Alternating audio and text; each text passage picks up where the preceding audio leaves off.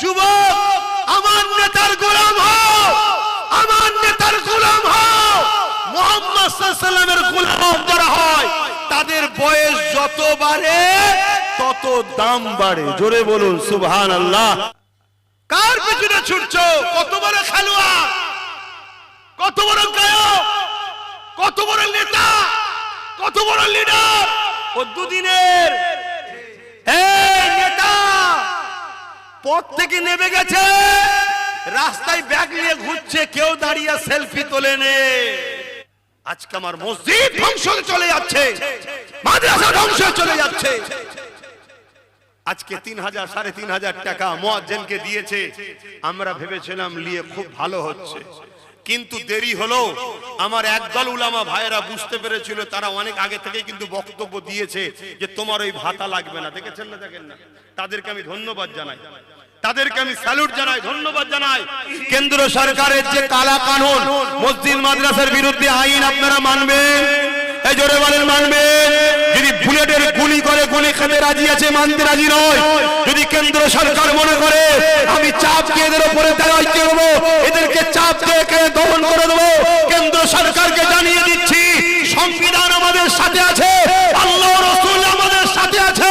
সংবিধানকে সামনে নিয়ে কথা দিচ্ছি তোমার সঙ্গে যুদ্ধ করতে রাজি আছি, কিন্তু ইসলামের বিরুদ্ধে আইন মানতে রাজি নয়। ঠিক না বেটি? আজকে রাজ্য সরকার কেন্দ্র সরকারের আইনকে মেনেছে না মানেনি? জোরে বলুন মেনেছে না মানেনি? এ বিশ্বাসঘাতকতা আমাদের সঙ্গে করেছে না করেনি? এ বলেছিল আমি থাকতে এখানে ওয়াকফ কিছু হবে না, বলেছে না বলে না? এরা তো সবচেয়ে বড় চোর রে, ৭৫,০০০ বিঘে জায়গা রাজ্য সরকার চুরি করে রেখেছে। এত বড় কথা বলে যাচ্ছে, দম থেকে আমার বিরুদ্ধে মামলা করুন। শুনছেন না শোনেন? তাহলে আজকে বলুন কেন্দ্র সরকার আইন মেনেছে না মানেনি? কেন্দ্র সরকার আইন করে ইসলামের বিরোধী, সেই আইনকে মানার জন্য ইসলামের বন্ধু না দুশমন? তাহলে এর বিরুদ্ধে হাত দিয়ে লড়তে হবে না? হবে না? যদি হাতে ক্ষমতা না থাকে মুখ দিয়ে প্রতিবাদ করতে হবে না? হবে না? মুখে যদি না থাকে অন্তত ঘৃণার দরকার আছে না নাই?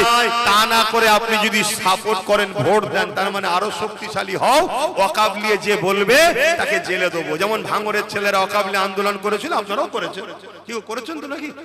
হ্যাঁ, ভাঙড়ের ছেলেদের নামে কেস হয়েছিল জানেন না? প্রায় ৩,০০০-এর কাছাকাছি ছেলের নামে কেস হয়েছে, কম বেশি। কেন কেস করেছিল? ওরা ওয়াকফ নিয়ে বলেছিল। কে কেস করেছে? রাজ্য শাসক। কিসের জোরে? রাজ ক্ষমতার জোরে। কি করে রাজ ক্ষমতা হয়? ভোট যখন দেওয়া হয়। তাহলে আমরা যদি এরকম মুসলিম বিদ্বেষী, ইসলাম বিদ্বেষী, কোরআন বিদ্বেষী, মসজিদ মাদ্রাসা বিদ্বেষীকে ভোট দিই, এই আমাদের ঈমান থাকবে?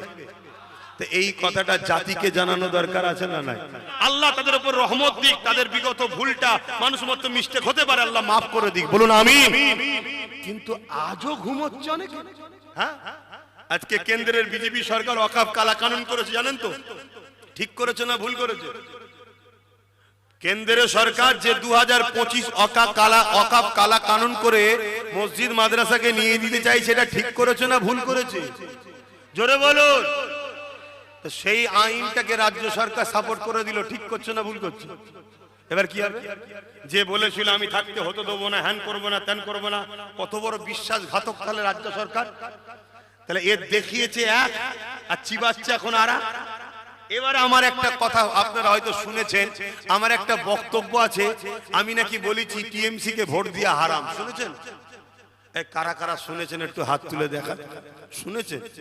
পুরোটা শুনেছেন না কাটাটা? পুরোটা শুনবেন না? কারা কারা পুরোটা শুনতে চান একটু হাত তুলে দেখা। শুনতে চান? ঠিক বলছেন, বলবো তো? হাত না, এটা একটু জানা দরকার।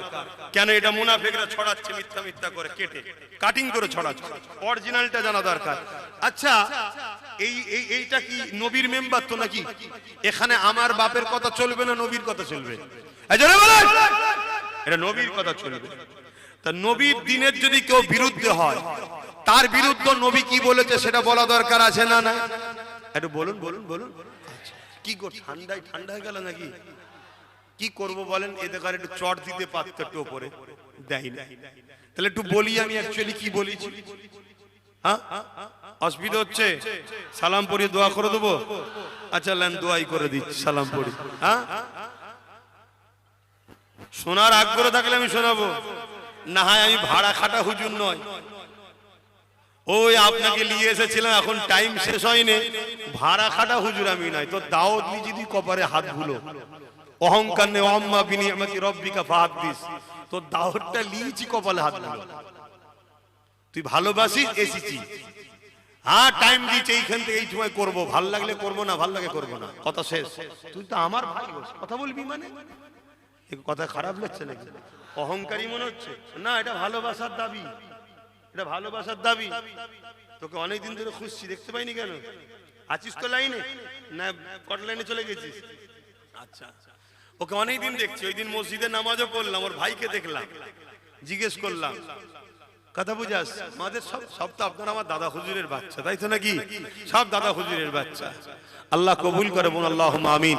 একবার দরুদ শরীফ আল্লাহুম্মা সাল্লি আলা। লড়ার মতো পাইনি, ফুকায়াত।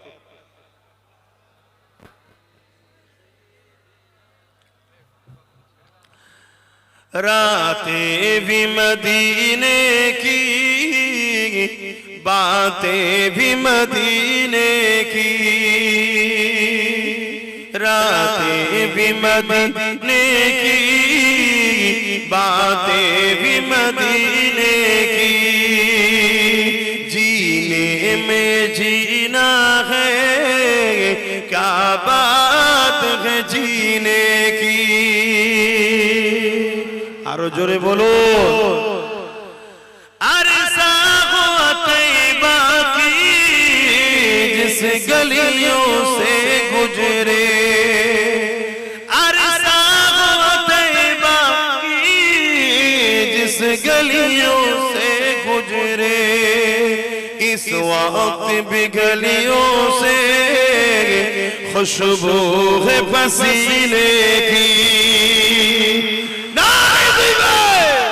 हाथ तुले बोले लब्बाइक लब्बाइक लब्बाइक।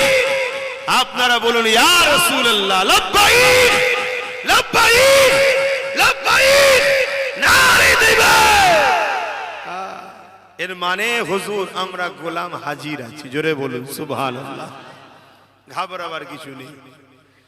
কবে আমার নবী 1450 বছর যেসব এলাকাতে ঘুরেছে, সেই সব এলাকায় এখনো নবী পাকের পাসিনা ঘামের খুশবু বেরোচ্ছে, জোরে বলুন সুবহানাল্লাহ। আমাদের পাসিনা থেকে খুশবু বাইর হয় না কেন? আমরা মাটির রসে তৈরি। কিসে তৈরি? মাটি দিয়ে নয়, কি দিয়ে? মাটির রস। মাটির রস, বাপের শরীর থেকে একটা রস বাহির হয়, বাকিটা সব বুঝতে পারছেন, যেটা মায়ের রেহেমে যায়, বুঝতে পারছেন? সব বোঝেন আল্লাহ করে। এই রস থেকে আমরা তৈরি, মাটি দ্বারা একজনই তৈরি, বাপ আদম আলাইহিস সালাম, আর বাদিকে পাঁজরের হাড় থেকে একজন তৈরি, মা হাওয়া, জোরে বলুন সুবহানাল্লাহ। আর ডাইরে রূহ থেকে একজন তৈরি, তিনি হলেন ঈসা রুহুল্লাহ, জোরে বলুন সুবহানাল্লাহ। আর আল্লাহ বলেছে কুন হো যা, একটা নূর হয়েছে, সেটা হলো মুহাম্মদ রাসূলুল্লাহ, জোরে বলুন সুবহানাল্লাহ। কথা বুঝে আসছে? বাকি আমরা তৈরি কিসে? মাটির রস থেকে। তাই আমাদের শরীর থেকে দুর্গন্ধ বাহির হয় কেন? মাটির একটা দুর্গন্ধ থাকে, রস, সেই তা থেকে। কিন্তু আমার রাসূল পাক সাল্লাল্লাহু আলাইহি ওয়াসাল্লামের 1450 বছর আগে যেসব এলাকায় ঘুরেছে, আজও নবীর পাসিনার খুশবু পাওয়া যাচ্ছে, জোরে বলুন সুবহানাল্লাহ। এতে আমাদের গর্ব হওয়া দরকার আছে না নাই? বলো বলো।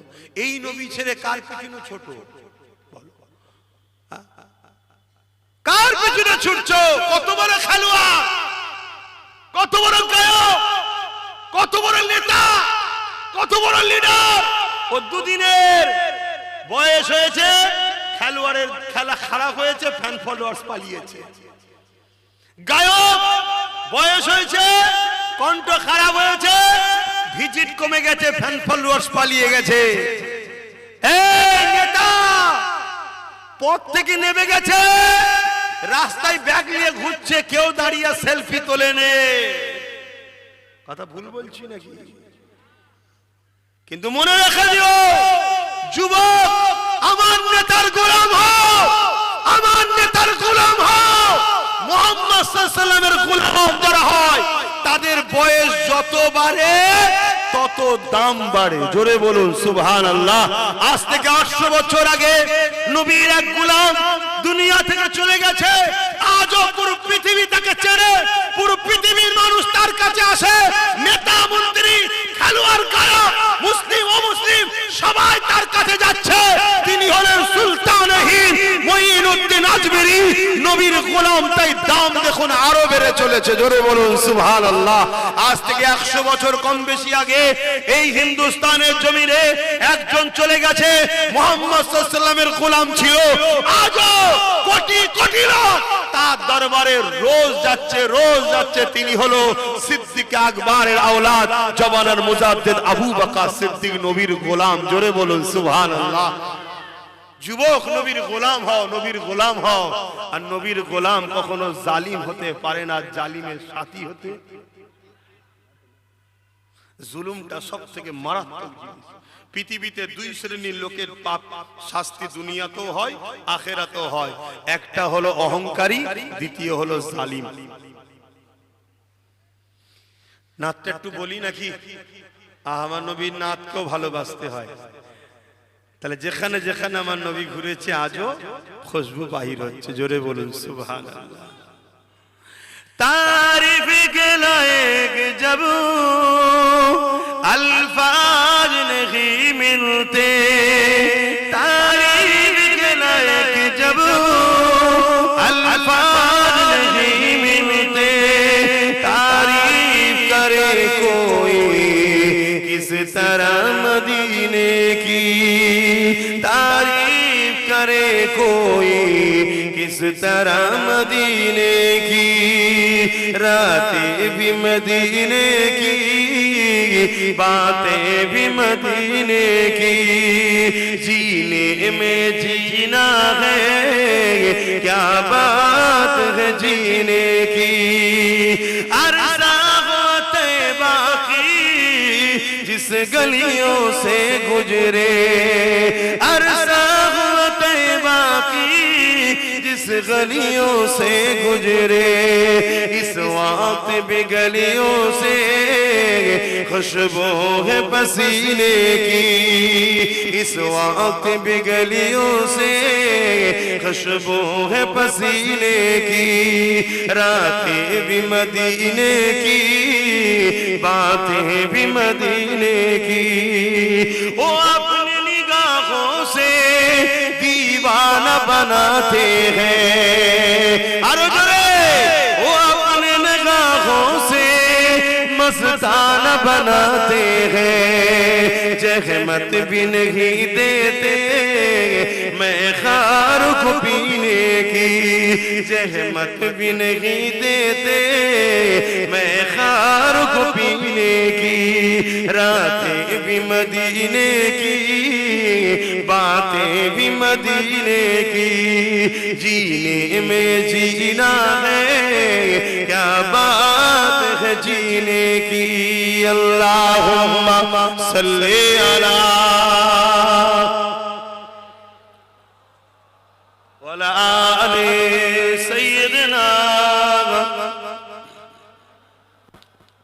বাপজান আমার বলবো, আমার কজকে কেটে কেটে ছড়ানো হচ্ছে, এআই করা হচ্ছে, আমার ফটোকে করে বিভিন্ন লোকের সঙ্গে জুড়ে দেওয়া হচ্ছে, তিলক দিয়ে দেওয়া হচ্ছে কপালে, দেখেছেন না? এগুলো যারা করছে এরা অবশ্যই আল্লাহর কাছে জবাব দেবে এবং এরা মুনাফিক। এদের যদি দম থাকে তার সামনে এসে প্রতিরোধ কর না। কথা বুঝে আসছে না? না, এগুলো চক্রান্ত চলছে। কেন? যাতে করে আমার কওমের মানুষ আমার সাথে না চলে আসে। কারণ এই কওম যদি আমার সাথে চলে আসে, আচ্ছা আচ্ছা ফেরাউনের সমস্যা হবে। কথা শুনছেন তো নাকি? এই কওমকে আমি জাগাবো, এই কওমকে আমি বুঝাবো। যেমন জাগাতে গিয়ে আমি এই কওমকে শুনিয়েছি যে রাসূল বলছে কেউ যদি জুলুম করে, রাসূল কি বলছে? আমার উলামা ভাইরা রয়েছে, মিশকাত শরীফের হাদিস, কেউ যদি জালিম হয় জুলুম করে, শুনছেন মাওলানা ভাইরা? কেউ যদি জালিম হয় জুলুম করে, রাসূল বলছে কেউ যদি জালিম হয় জুলুম করে, জানার পরও তুমি যদি তার সাথ দাও তুমি ইসলাম থেকে বেরিয়ে যাবে। শুনছো? তো এই কথাটা জাতিকে জানাতে হবে না হবে না? এক কথা বলো, এই জাতি কি চাও ইসলাম থেকে বেরিয়ে যেতে? তাহলে এই জাতিকে জানানো দরকার তো। কিন্তু অনেকেই তোমাকে জুলুমের সাথে তাদের সাথে ডাকছে না, ডাকে না।